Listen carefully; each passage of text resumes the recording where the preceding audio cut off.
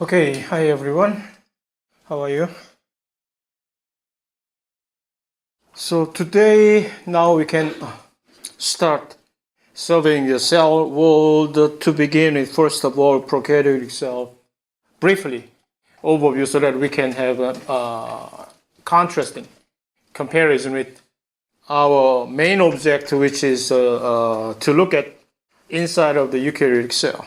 So as we all hopefully all know by now, they are smaller than us, the companion, the eukaryotic cell, 1/10 of the average cell diameter. And because of the small size, which means the eukaryotic hugely enlarged the size, that's why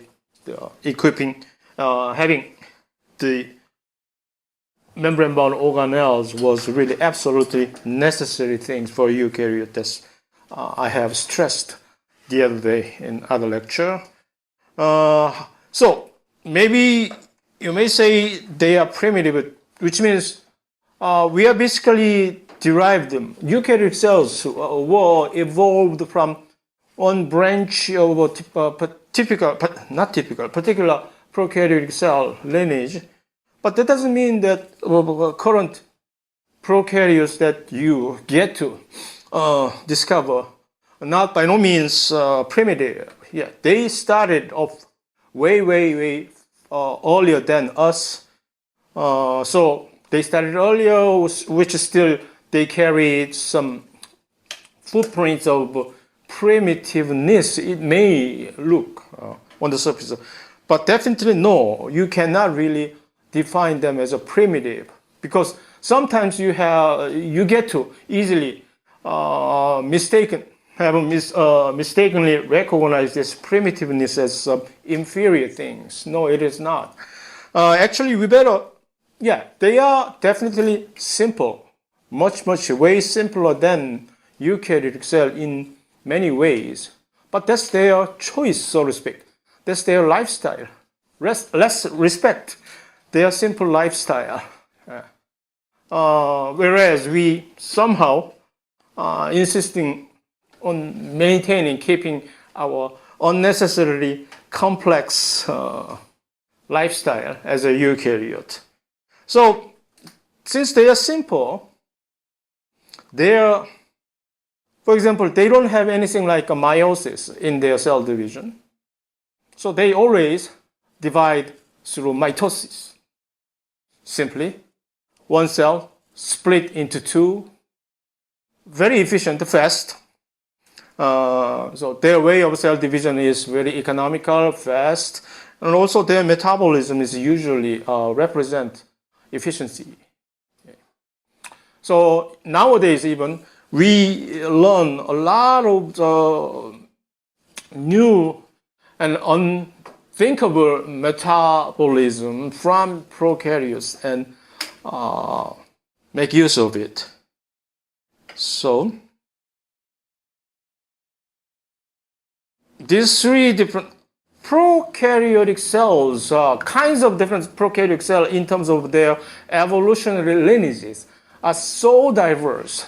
Just because it's difficult to see from your naked eyes doesn't mean their number of different kinds of prokaryotes are probably less than the number of eukaryotic cells. No, quite the contrary, the other way around.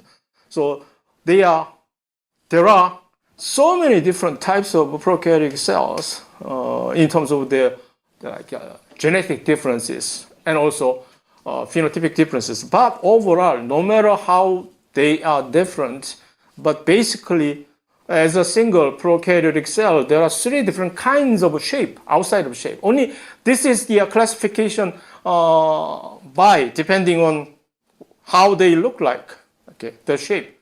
That doesn't mean at all anything about their true relationship, evolutionary relationship or diversity wise. But anyway, there are only three different forms. The spherical form is called the coccus. So these days you may often times you may get to hear streptococcus or staphylococcus because they are two representative pathogenic bacteria. But they are, the coccus means simply spherical type of cells. And on the other hand, this small rod-shaped bacteria generally called bacillus. So there are many other bacteria, their names happen to carry this bacillus, whatever. Okay. And some little bit strange form, which is a spiral form of bacteria, do also exist in that we get to call them the spirochete. Okay. So, and these are some intermediate form between the coccus and bacillus, and you may, if you want to, may call the coccobacillus. And Vibrio is some divergent form of bacillus. On the other hand, Spirillum is also some variation from spirochete. Those three are some extra, which if you took cell biology ahead of this introduction to understanding life science, probably in cell biology textbook, you may actually have seen this all 6 different types of bacteria cell in the textbook. However, in most of the general biology textbook, if you look at, then there are only these 3 types of basic bacterial cells are described. Okay, so. And the genome, by now everyone hopefully understand what this genome means as opposed to gene, right? The genome is haploid, unlike us. We are at least a diploid genome, the eukaryotic cells. Why? Why? Because the eukaryotic cells, although in disease some of the eukaryotic cells may reproduce through asexual reproduction way, but still, in the beginning, they somehow have been engaged into this sexual reproduction, and this diploidity, the status of diploid, is actually a result of this sexual reproduction. So you inherit the genome from both parents as a result of this sexual reproduction. That's why it's inevitable that the offspring should carry double, twice as much as actually the usual necessary genome. That's why we ended up diploid. But haploid genome, the prokaryote, has never done their sexual reproduction entirely, okay, the full-scale sexual reproduction. So their genome has to be always a haploid genome. One haploid genome split into 2 after copying exactly, and just keep going on and on. Right?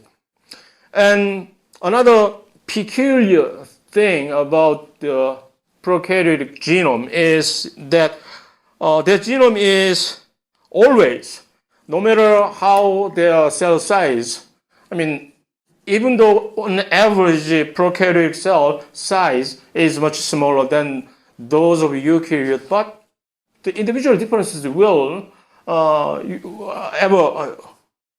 you find, but regardless of their variation, but still everybody has this circular single, only one chromosome, whose shape is the circular form, right? As opposed to prokaryotic genomes are always the linear chromosome. That makes a huge difference, actually, later on. Probably, hopefully, I can go over the dilemma of having this linear genome as an eukaryote. But anyway, prokaryotic genomes are always a circular genome.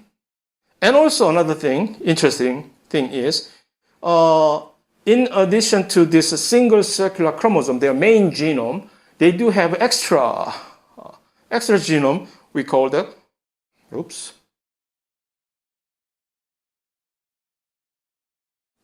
Plasmid. What's plasmid? Plasmids are small, also circular genome, but definitely we should call the plasmid as extrachromosomal DNA. What's extrachromosomal DNA is, yeah, probably this cartoon will describe better. So if this thing is a main, they are single circular chromosome.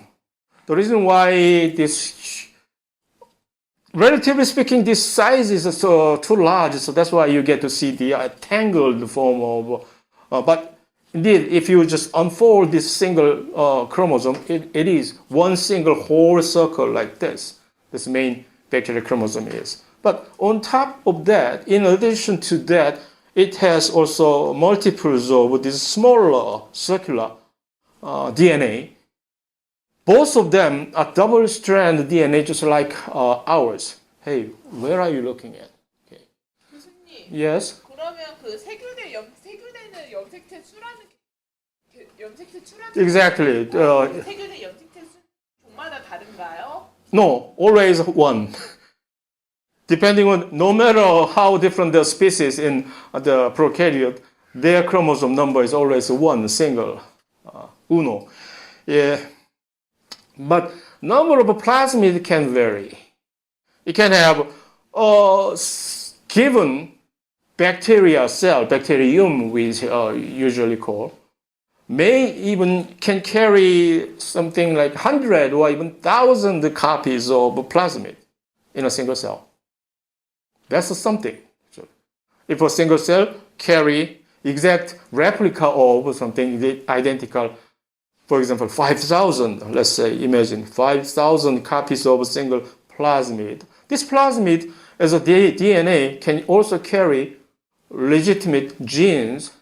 So if you somehow find some interesting gene inside of this single plasmid, that means automatically this gene, particular gene, will have extra 5,000 copies of the gene inside of a single bacteria. That's huge, isn't it? We will see actually the impact of this, the copy number of this plasmid in prokaryotic cell. We, of course, get to take advantage of them as a human. So, what did I miss anything? Oh, another thing is the plasmid is, their replication pattern is autonomous, which means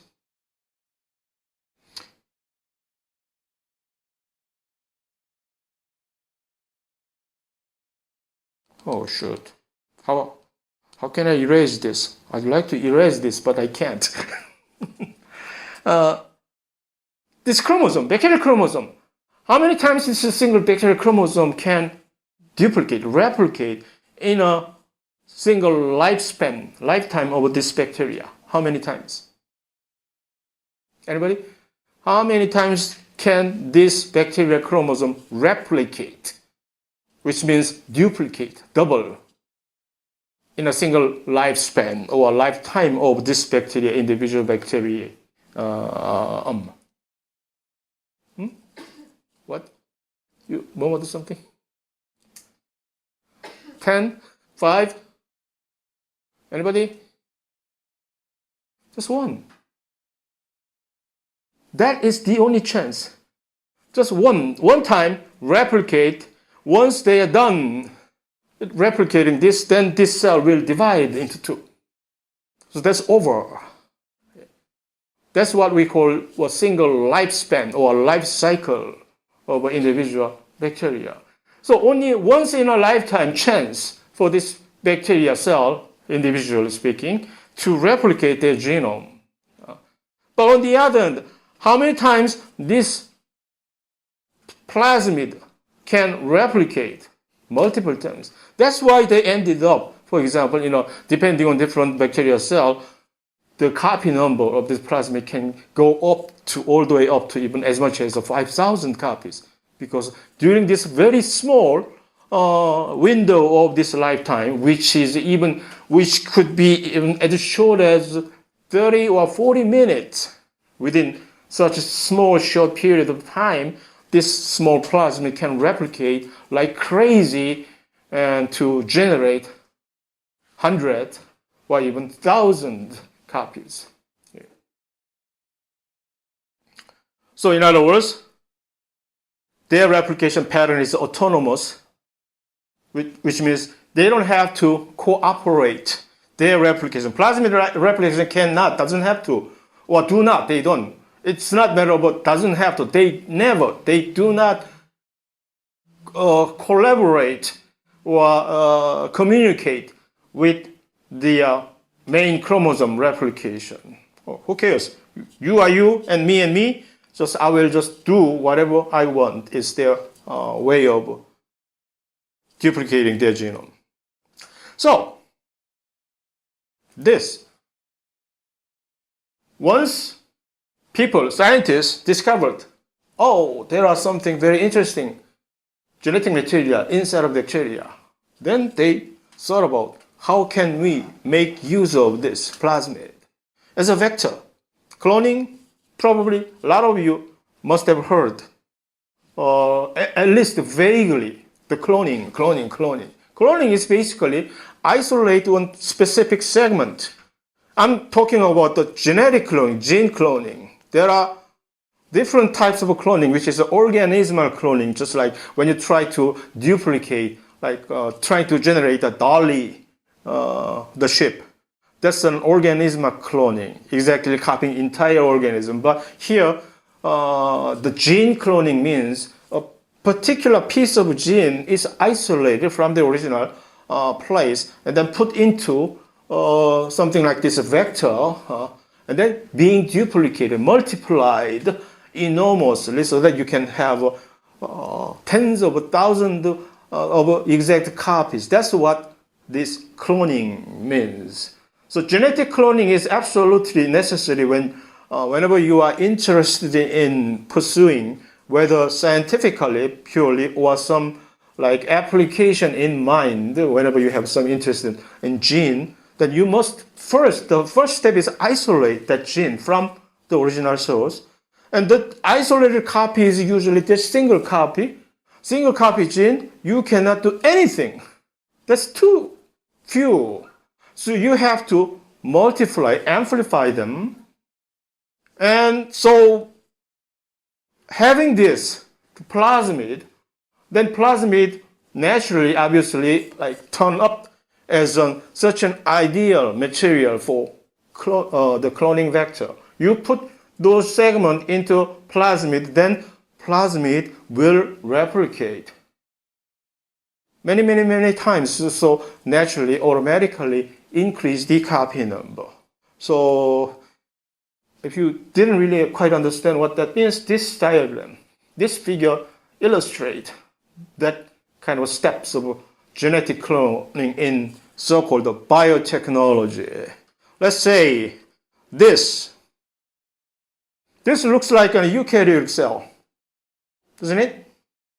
Because it has a nucleus and cell membrane, so it definitely should be a eukaryotic cell. So let's say you have an uninteresting gene over here in somewhere in the eukaryotic cell. Let's say this is something like an insulin gene, which is useful to control the blood sugar level. So if you have a problem in this insulin gene, you will suffer from diabetes, right? The insulin, the gene, because insulin is a hormone to control this blood sugar level. So insulin is a suppressor. So why do you want to isolate the insulin gene? Because there are so many in the worldwide scale. There's so many people suffering from this diabetic difficulties. To them, providing insulin as a cure, it's not an entire cure, but as a remedy, is an really critically required thing. So let's say this is a before this technology was available finally, the only other alternative source of this insulin protein was from pig. So pig pancreas that try to isolate this pig, but you can have only so much pig sacrifice that and isolate, purify this the pancreas and insulin protein. That's why initially the price of insulin had to be extremely expensive. Not many people could have access to such their treatment. But afterwards, once they figured out this methodology, then directly from human cell culture, you can go directly to the location where human insulin gene, which is a normal human insulin gene, unmutated human insulin gene, then you can isolate this original native copy of human insulin gene. That's the first step of cloning. Then the next step is to put this insulin gene, which here the color coded is a black one, to distinguish itself from the rest of the DNA material, which came from the plasmid part. So first you take a single plasmid from bacteria, and then do this genetic the cloning technology trick. So you can insert this gene into slide into the plasmid. Then now, once you're done with this whole thing, behave as a single whole entire normal gene, and then you put this thing back into original place where you were, the bacterium, and which means this thing will be regarded as a natural bacterial gene, okay, it's a part of the plasmid, and this will replicate what? Up to maximum 5,000 copies. A single cell will be able to produce 5,000 copies of this gene's product, which is insulin protein. And then all you gotta do is simply crush the bacteria and then isolate the insulin only. Then in a small beaker, this small beaker in a culture, can you imagine how many bacteria cells, each of which carry 5,000 of this insulin gene? How many cells in a small liquid volume of this liquid can accommodate bacterial cell? Huge. So no wonder why now then insulin, the price of insulin can go down so cheaply like this. Okay. So this was really one of the first line of attempt of the cloning. Okay. Actually, scientists in 1975 or around 1975, it was not too long ago. Okay. The scientists from Harvard and the California, they got together and then tried this. At first, they were really careful. Why? Because that was the first ever attempt they do, and what they really worried about this.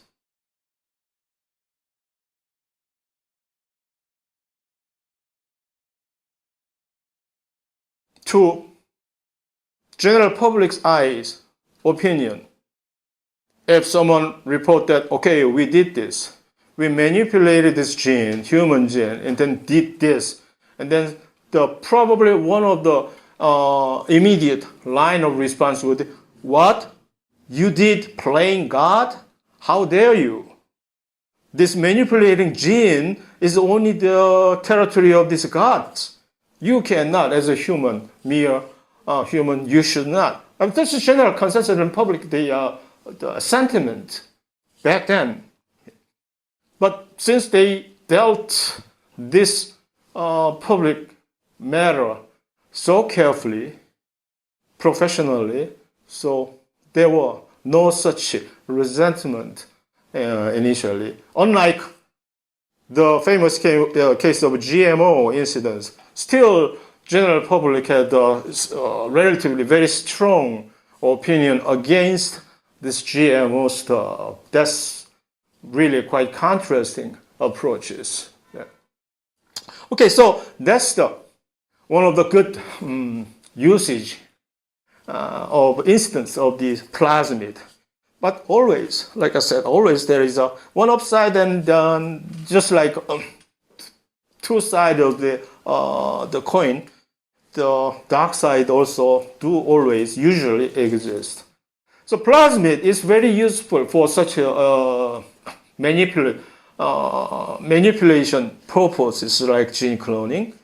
And in these days, plasmid, because of that, plasmid is everywhere in the laboratory, and those molecular biology or biochemistry or even cell biology laboratory, everybody has this plasmid. Without it, they cannot function. But the other side of this spectrum is this plasmid naturally is responsible for multi-drug resistance bacteria, which became really huge problem in these days, in particular, like superbacteria, those bacteria who show the resistance against all kinds of existing antibiotics. They are found in these days. Then there's no way we can do anything about this type of bacteria because there is no cure for treating. There's no drugs which is effective killing these bacteria. So why this plasmid is something to do with anything to do with this multi-drug resistance bacteria? Let's take a look at. So anyway, this one is how we can go further and utilize this plasmid as a vector for gene cloning, and what kind of a thing we've been achieved so far. Is I don't have to go over individual explanation. Everyone can follow these things, so I will skip. So this plasmid happens to be generally the origin of so-called this antibiotics resistance. So that's what this sentence reads. There are certain genes that are responsible for providing the resistance against our precious antibiotics that most of them we have developed through our efforts, right? And those plasmids carrying such gene and further can be transferred from one to the other. That's another really big problem. Let's see how. So this transferring step mechanism, which is called conjugation, this bacterial conjugation is really convenient means between two individual bacteria exchanging their genetic material in the form of plasmid initially. So one plasmid can be transferred from one so-called donor bacteria to the recipient, to a recipient bacteria through the tunnel, like breech-like tunnel. This protein-made structure they have. The particular name is called the sex pilus. So here in this cartoon, that such a sex pilus is depicted like this kind of a connecting duct or bridge. So this is basically made of a protein on the surface of a bacterial cell membrane, and they extend like the hairy-like extension. And this extension can be connected between these two bacteria. And once they are connected, then this plasmid can move from its original place to the other, like this. While they are being replicated, the replicated copy can go the other side, this usual mechanism. Anyway, you don't really have to pay that type of the details if you don't want to. Simply remember that this plasmid can move from one place to the other is the only thing that you need to remember. And what did I say about the plasmid? Plasmid, naturally, somehow, for some reason we don't really understand, but many resistant genes providing this function of drug resistance, the antibiotic resistance, are often found on the surface of the plasmid. Plasmid is the usual place. And if this gene was actually one of the example of antibiotics resistant gene, then let's say this one was originally the only single bacteria that somehow happen to carry this, ooh, goody, I do have this resistant gene somehow. Oh, it's good. But this can, hey, guess what? I have this. Do you want to try this? And can be transferred from one bacteria to the other. So the number of certain drug-resistant bacteria can be increased through this mechanism. This bacterial conjugation is originally, why do they have this kind of thing? You are not supposed to do this. You are prokaryote.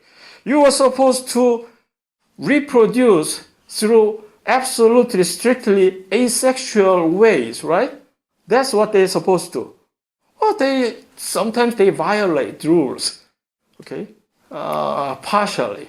So this is a really very good mechanism for them to have a partial, at least a partial gene exchange among different bacterial cells. In this way, they can increase somehow a little bit the genetic diversity through this. So this bacterial conjugation is the very essential mechanism for them because it can increase their genetic diversity. Although as a prokaryote, they're not supposed to have such kind of thing like genetic diversity, genetic variation. They are basically all clones.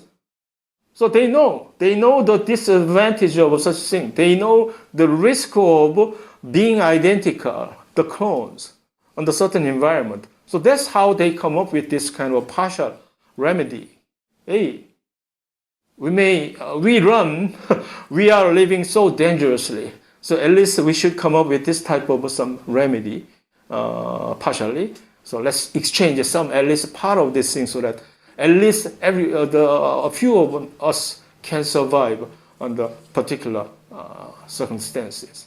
And this is the means through which this plasmid can be transferred and spread among the population of this bacteria. And this is a real electron microscope captured somehow the actually two individual bacteria being engaged in such event of bacterial conjugation like this. So if you think about it, then theoretically speaking, having this kind of mechanism, behavior, a single bacterium can accumulate not a single, but two or three or multiples of this drug, the resistance genes against different types of drugs, antibacteria. Then now it can become, now I declare myself a super bacteria because I can show the resistance against not only penicillin, but also streptomycin and all kind of, you name it. I can show the resistance against all kind of existing antibiotics. Wow, challenge me. And that's now then we call them as a super bacteria. And the sad thing is they are indeed actually out there. Super bacteria do exist in these days. It's not something that imaginary things theoretically are possible, but actually we have seen many of such things, especially in the hospital. So that's an irony, isn't it? Hospital is the place where you want to actually go for your treatment, but that's where you really, really need to be extra careful about this catching this superbacteria. They are. 그러면 어떻게 해야지 그 슈퍼박테리아를 치료할 수 있는 항생제는 또 어떻게? We have to develop, yes, of course, sure. But it will take 20 years. Freshly start to minimum develop a new kind of antibiotics. Generally, we are saying another 20 years. Although, yeah, technology advance also really catching up so fast in these days, maybe we should tremendously reduce the time spent. But anyway, still. So antibiotics, what are they? What are antibiotics? Antibiotics are not simple just a drug, but has some very specific effect This is a type of drugs that only prokaryote specific metabolism. So as the legitimate antibiotics, it should not bother any eukaryote related metabolism. It should only inhibit the prokaryote specific metabolism. That's the difficulty. You should first find, okay, what's the difference? Are there any very subtle, different metabolic feature that can only be found in prokaryote bacteria, which is not here in our eukaryotic cell?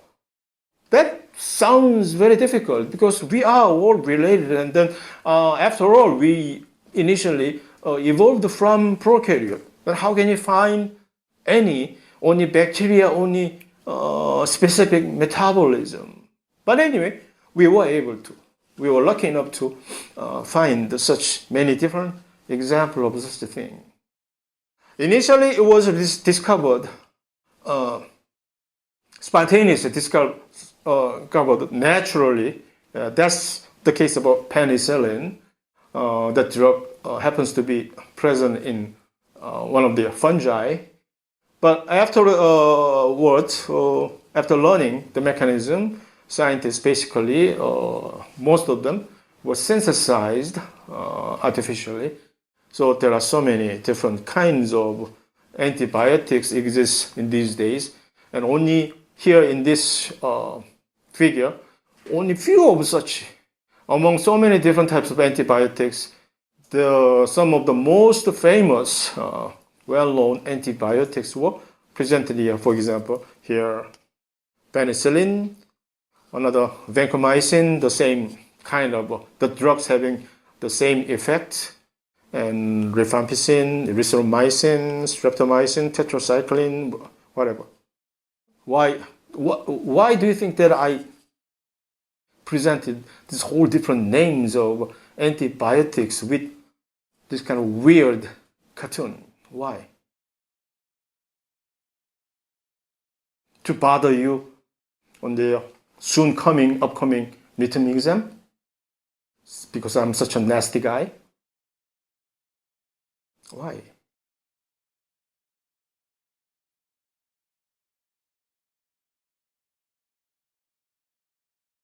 For example, penicillin, the mechanism by which penicillin works is it inhibits the bacterial cell wall synthesis.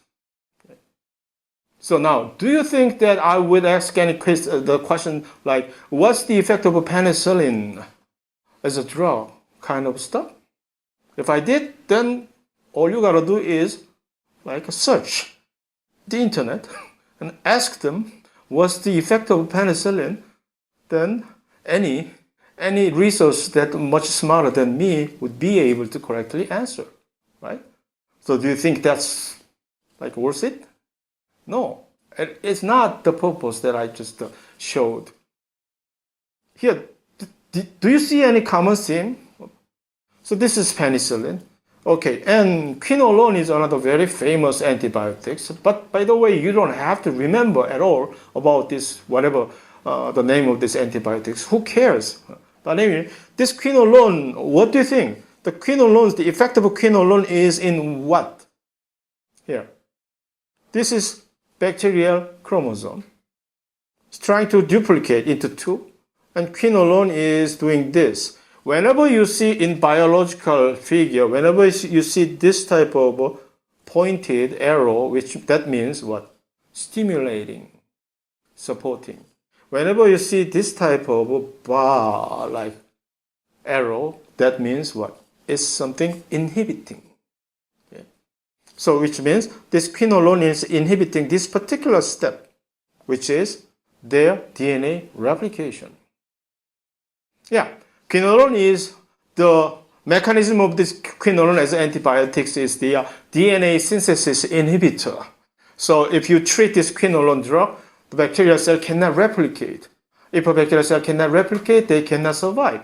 So that's how we can kill bacteria. But once again, getting back to my original question, do you really think that I will ask That kind of a question. What's the effect of a quinolone type of thing? No, that is not at all my intention.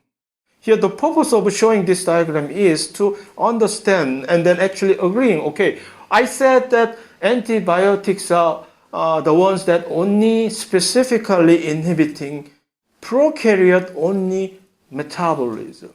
So now your question should follow. Well, if this kind of drug, can specifically only inhibit bacterial DNA replication, that's something because DNA replication is something kind of common mechanism. We do also have the same mechanism of DNA replication, right? So to tell you, a few of these major students probably already know them, but this DNA replication thing is catalyzed by a specific enzyme called DNA polymerase. That's the name of the enzyme. Okay. So then you should ask, what? Then does that mean our eukaryotic DNA polymerase is something different from those of bacterial DNA polymerase? Oh, that's something. They are extremely, extremely similar. Of course. This eukaryotic DNA polymerase, well, I mean, what do you think? After all, they were derived from originally as a result of the evolution from prokaryote. However, there is a really subtle, very small, finite structural differences do exist so that we can exploit such small, fine, detailed difference by thorough research, and then we're able to come up with some very specific drug only targeting that subtle differences is the message. That's how you develop the antibiotics is the kind of message that you like to deliver. Same thing. All these probably these areas are one of the most heard of names of antibiotics, like some mycin, tetracycline, chloramphenicol. They are very, very well known antibiotics. They all targeting what? The ribosomes. These are bacterial ribosomes. Ribosomes are what? What's the function of ribosomes? Protein synthesis. So protein synthesis is a general common mechanism. So does that mean that their ribosomes are different from ours? Yes or no? Ribosomes are ribosomes, of course. Basically, they are same structure. However, there are certain subtle differences. And these drugs can recognize small differences and target them. So another thing actually as an extra gravy that you better carry is, oh, I see. Now, their ribosome, bacterial ribosomes can be distinguished from eukaryotic ribosome in many ways. That's another information that you might want to carry as a, informative asset. So anyway, bottom line is all these drugs are have such thing in common. Targeting very, very specific. On the surface, at first glance, it looks like very difficult, almost impossible to find any such a different mechanism between two types of cells like prokaryote and eukaryote. However, if you really look closely enough, and there are very small certain things. Usually those small, very certain things lies in the structural shape differences. Somebody have already some questions that in the previous lecture that if a certain protein have a similar shape, does that mean they will have a same function? Generally so. That is the kind of a golden rule. Okay? So, how this then, let's pay then attention to the steps of generating this superbacteria. It starts with the mutation, of course.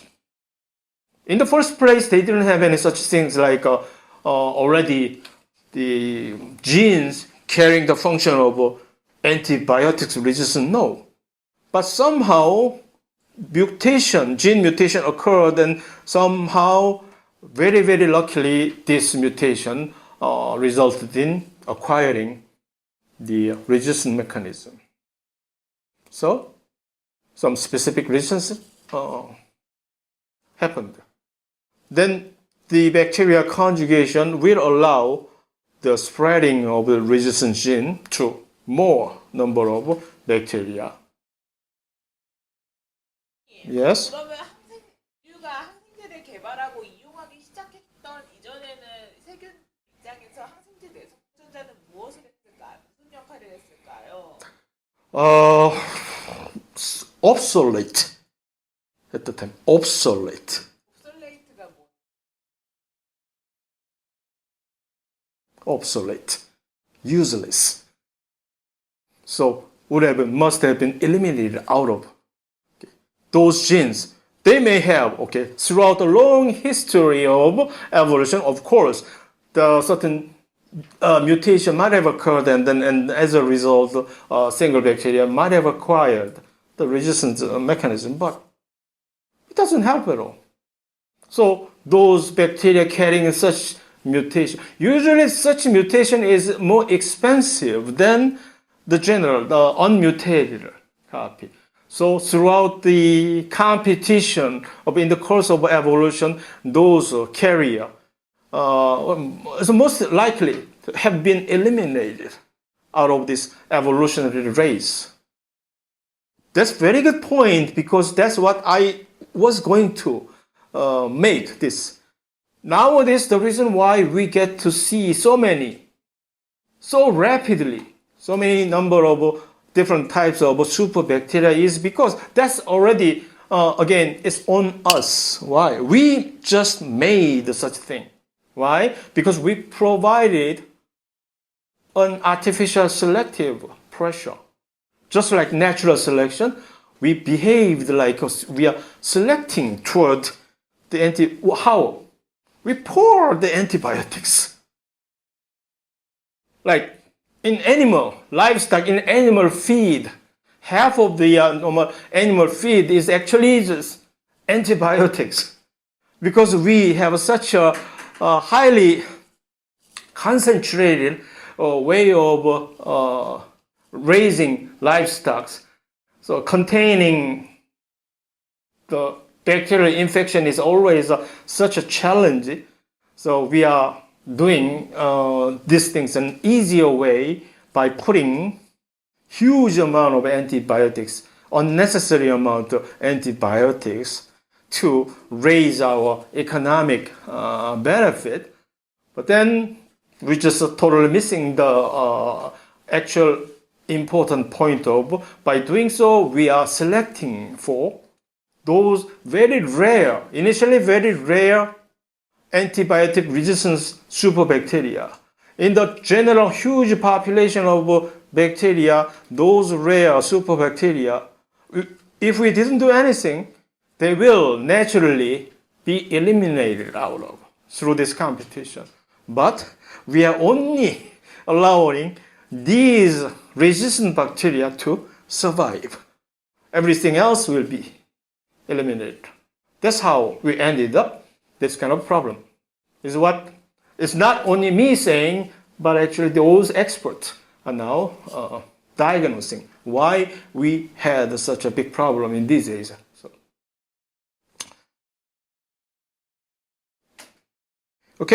So another thing is, now we can move on to eukaryotic cells area, which I just freshly, quickly uploaded this morning about as a new material. So let's go over another 10 minutes about the eukaryotic cell, and then hopefully, if we have an extra time, then let's take a look at your student question at the end. Once again. So eukaryotic cells are larger, and because of that, we need all these membrane-bound organelles to fill in those empty spaces, to increase, to follow, to catch up in terms of efficiency-wise, of metabolic efficiency. That's something necessary stuff. This is when computer generated the simulatory figure of a typical animal eukaryotic cell, inside of which you see so many fuzzy, complex things are present. Probably you maybe correctly locate this. This might be nucleus, but other than that, can you really identify correctly and locate and also identify the function of them? Probably not. So anyway, eukaryotic cells, all of these present, currently living eukaryotic cells were known to be derived from a branch, particular branch of the bacterial cell, prokaryote, called archaebacteria. So this archaebacteria is not something quite identical to the regular bacteria that we think as typically. There are two different groups of prokaryotes. One is called bacteria, or more specifically, more professionally, on some other times, it's called eubacteria. Those eubacteria, within which common bacteria that we used to know, like E. coli and other streptococci and many other different types of bacteria, are actually the members belonging to this eubacteria class group. And another separate big group of prokaryote is called archae. Archae means ancient, right? So it sounds like, so archaeology, you know what the type of science of archaeology is all about, right? So this archae means more ancient, old, archaebacteria. So it sounds like this archaebacteria is some ancestral form of bacteria, it may sound. But anyway, in reality, they were actually, at some time, at a long time ago, at a given time point, they were split from a single common ancestor. These two groups have been split. And then so evidence confirmed that we, eukaryote, although we may psychologically or emotionally, we may actually feel more attached or associated with this eubacteria. However, eukaryotes have been confirmed that actually were derived from archaebacteria rather than eubacteria. So this, the phylogenetic evolutionary relationship indicating diagram we call the phylogenetic tree. Phylogenetic tree you have seen in the first lecture already. Now you get to recognize, oh, that's what they mean. Eukaryotic, this group, all these eukaryotic groups. Try to find all this, the common ancestor between all this eukaryotic group and the other group, which happens to be this branching point. This common ancestor we share with this archaebacteria, right? On the other hand, these archaebacteria share their common ancestor with this bacteria at this point. That's how we split in the course of this evolution. Okay, so anyway, although because of the time conflict, I didn't really put any information about archaebacteria, unlike the previous semesters. But archaebacteria are actually very interesting group of organisms. Usually, in this over here in our so-called regular standard living condition, it is almost impossible to find any archaebacteria.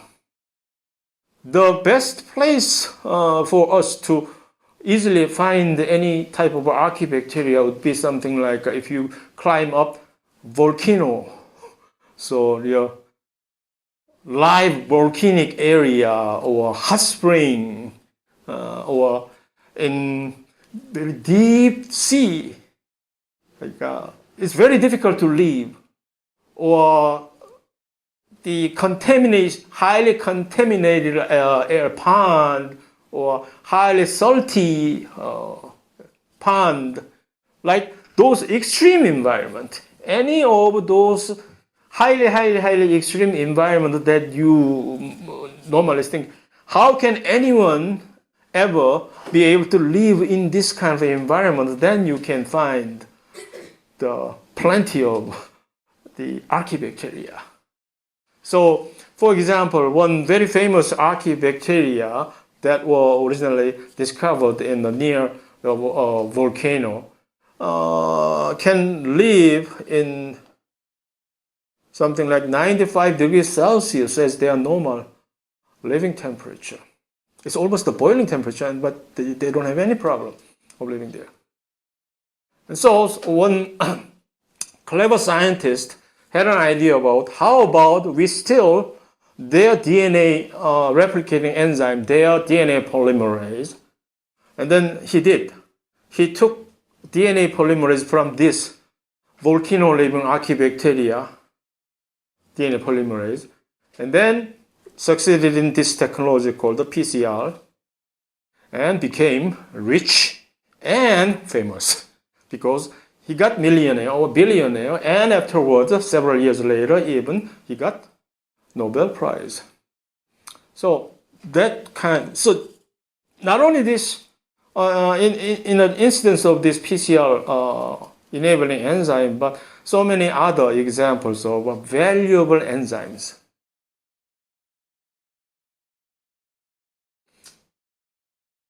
Like very highly unlikely metabolic functions than in our standard. Then somehow, surprisingly, you find those enzymes exist in some of the archaebacteria. So, wow, goody, thank you. And you take it, then utilize them. So some of the scientists actually travel through submarines in the deep sea to collect such archaebacteria sample. So later, maybe we should be able to also, once again, we can also be rich and famous type of things. Yes. So that's about the fascinating things about archaebacteria. So many unique, exotic, so to speak, exotic metabolic activities due to their unusual enzymes are there. So it's just really worth to further investigate them so that later, once we learn more in detail about archaebacteria, then we may be able to utilize more spectrum of those things. That's about archaebacteria.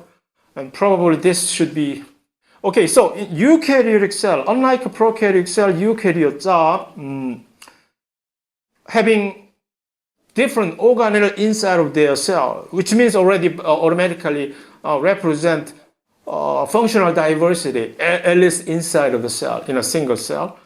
They can showcase more diverse function with their acquired different types of organelles. But at the same time, these two cartoons represent that two different types of possible eukaryotic cell. On this right side, to you, that's on your right side is an like a representing example of a multicellular eukaryote. On the other side, it represents a simpler lifestyle of unicellular eukaryotic cell. So by just looking at intuitively, you can see the advantage and disadvantage of being multicellular versus being unicellular. Kind of, you can compare and think about it. So motorhome is fast, flexible, and very economically cheaper to maintain, but at the same time also you suffer from some other disadvantages, and then the same thing goes for the multicellular organism.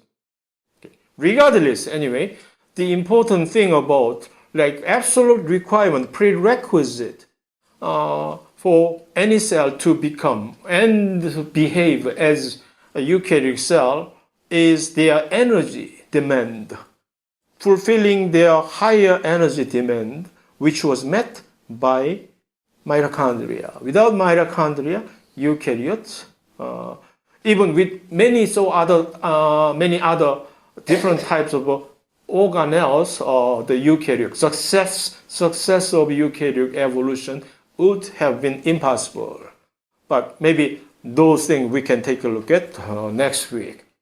So with that, probably I will just temporarily pause the discussion going over the eukaryotic thing, and let's just turn into, before we say goodbye today, let's take a look at some of your questions.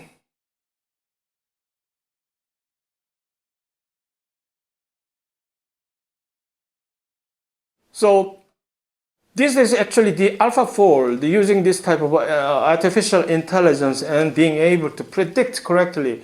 Because correctly predicting is the big question. Because before the advent of AlphaFold, there are actually the experimental method of predicting and estimating structure have been already around, but that's technically too difficult, and it also depends on the individual luck and so many problems.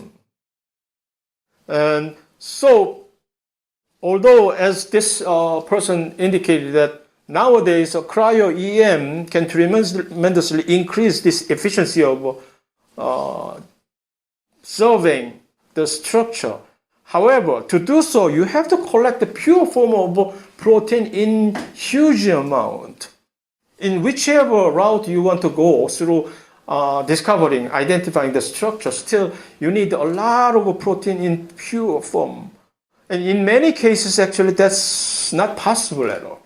But the beauty of this silicon is this type of research is called in silico experiment, in silico. Because you are doing this experiment only on your desk through the computer monitor. And this one is, you don't even have to have any actual individual protein at your hand. All you have to have is the DNA sequence, which is already known. Thanks to all this human genome project and many other organisms genome project, nowadays, almost all organisms' DNA, whole DNA sequence have been identified, discovered, and arranged. So by just simply looking at the DNA level and the result of the particular gene as a protein, you can elaborate and estimate correctly the structure. And by doing so, actually there are so many areas that you can utilize this thing in your advantage, but one of such area is a drug discovery, like related with this antibiotics discovery. You can use this thing in very efficiently. So on your computer screen, you try several different type of structure, which type of drug will fit into this type of protein, assuming this protein came from one of the deadly bacteria, okay, and one is doing some very important metabolism, then you design a drug to block metabolism. And those kind of drug design, without this artificial intelligence like AlphaFold, then it would have been really, really pain in your behind through tremendous many repeats of trial and errors practically, but you can just finish. Yes? 그러면 알파폴드가 등장하여 그 노벨상까지 받았는데 알파폴드 때문에 그 실험이 가능해진 게 뭐가 그렇게 중요해요? That's what I just said. Now, you can save time and your mistake. That's simply put. And we are talking about simply like it's just a matter of which would have taken something like 10 years to develop effective drug. You can, if you are lucky, you may be able to finish in something like in 1 month. And actually that is the reason why we were able to develop the vaccine against coronavirus this time around. so quickly. And yes, as I briefly mentioned during the lecture today, it is actually almost directly, highly in collinear fashion. The shape and functions are related. So once you figure out the exact structure, then you can have a lot of the correct idea about the function, possible function, assuming that you know which area is actually their active in terms of their function, active area of their function, then you can, similar protein having exactly similar shape of this active, so-called active area, then these two proteins must play their at least minimum very similar close function. Is the correct, reasonable conclusion. But also, the other way, the opposite side, story also do exist. Just because these two unrelated protein look so differently doesn't always necessarily mean these functions will always, absolutely, definitely unrelated. Sometimes, although it's not many, but sometimes totally unrelated, different shape of protein were found to play the same function, similar function. That also, because in that case, different area of these two proteins are being utilized. And all the other occasion is, these two different looking proteins are acting some same function with after forming a partnership with the other different type of proteins we didn't discover yet. So a lot of times actually a single protein does not act alone as a solo, but this protein acts as a combined, after combining with some other different protein. In that case, just one particular individual shape of protein become less important in predicting the decisive function of this particular protein. Can we take more than one? Look at this. As we have seen already, how many different fluorescent colors do you see actually here? More than 2 already. So this is what already showcasing. In a single image, you can try several different fluorescence tagging, and that's how you can, at a time, you can identify different structure of a single cell. It is possible. And the reason why, for example, this blue fluorescence dye is only specific for nucleus. And the question was, why? What's the reason for certain fluorescence dye is only specific for very specific location or structure of a protein? It's because the chemical nature. For example, in nucleus, as we go over next week, nucleus, some particular protein is more abundant. And that particular protein will attract some particular type of characteristic chemicals. And then that chemical will be drawn in more preference to the nucleus area. So there is actually nucleus-specific fluorescence dye as well as even non-fluorescence color dye, which is only specific to staining nucleus, do exist available. And that is the principle. And how these several different colors of, so this was the original GFP color, but nowadays you can have, although through mutation, through artificial mutagenesis, this protein generated so many different versions of this mutant GFP, now showing different colors. And how is it possible? The principle of this fluorescence is this. Fluorescence is this molecule, whatever it is, okay, it could be a protein or it could be chemical, absorbs certain particular wavelengths of light at a given wavelength. And then, after absorbing this light energy, and then put it back, emit, okay. But when they do, It's always, when they do, they emit this once observed light into different wavelengths. Actually, lower energy wavelengths than the originally observed light. So, depending on different wavelengths of light, the color of the fluorescence differ. So, in this case, these particular wavelengths of light emit the green color. But depending on the different characteristics of the molecular structure, this emission could be different wavelengths, and then in this case, could be different color, like yellow or orange or red. So that's the principle of the fluorescence, and because they know, so they try to modify the fine structure of this light absorbing structure. Then theoretically, you can create a different wavelengths light emitting structure. That's how they ended up. So I have to shut up now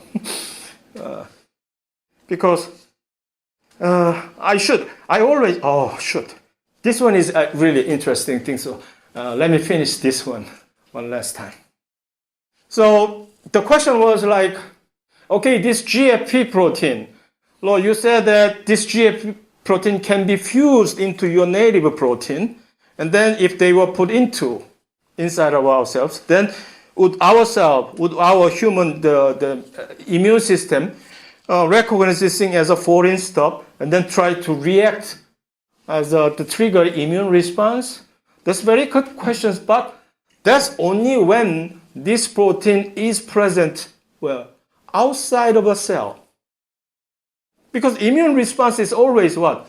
White blood cells try to patrol and then find something different and then try to capture in the form of antibodies or whatever. But those foreign materials are always present outside of our individual cell. But in this case, this fused GFP protein is always put inside of our individual human cell. So it has already passed such immune response barrier. That's why we don't have to worry about this, which is a legitimate concern, but since the location, the playground is different, that's why they don't have. So I cannot go further. So have a nice weekend and see you on next Monday.